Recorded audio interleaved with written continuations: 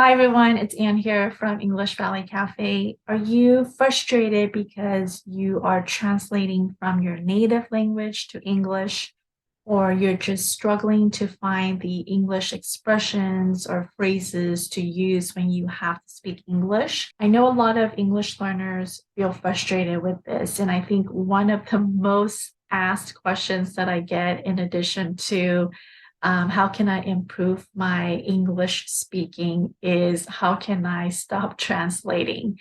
And I know from working with my students, some of them are, frustrated because they're not able to think of expressions or words that they want to say in English immediately.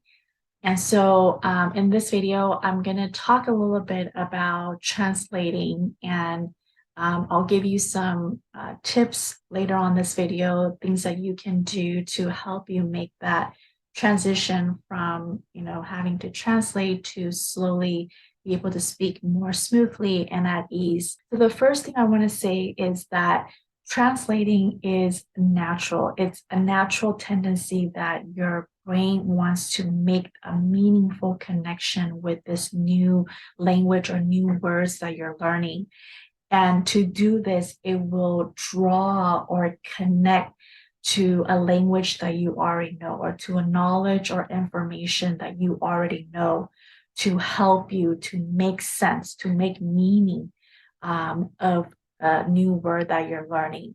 So don't feel bad. Don't beat yourself up. Beat yourself up means that to be critical, to be harsh on yourself, and think that, oh, I'm not good enough, I can't learn English because I'm translating, or that I can't be a good English speaker because I'm translating. And this is also the reason why in a lot of my videos, when I talk about vocabulary, I emphasize the fact that it's important to make meaningful connections with new words. So when you learn new words, you want to connect it to your personal life, to your personal experience, and think how this new word relates to your personal life.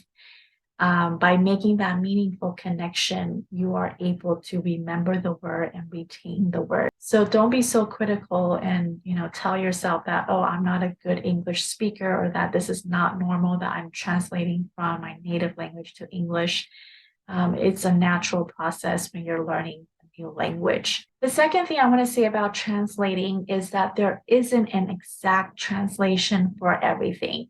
So when you are learning new words, look for new English phrases, expressions to express what you want to say in English. Don't try to look for exact words that translate in your native language.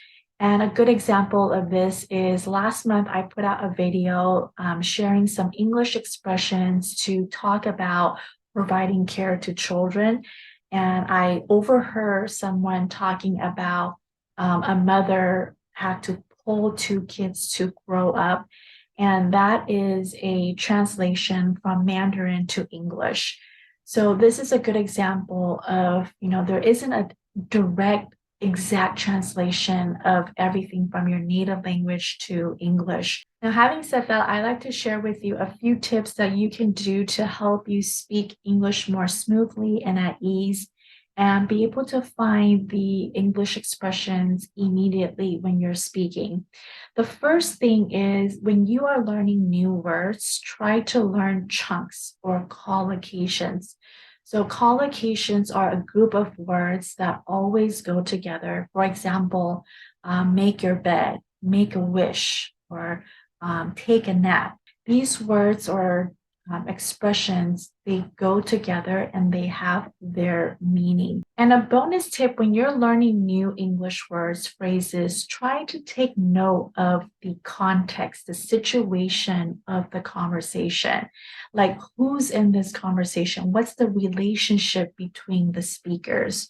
Or are they in a formal or informal situation? So having these contexts will help you to know how to use the word and what situation you use the word. When is it appropriate and not appropriate to use certain expressions and words? So this is very important and a part of learning new vocabulary.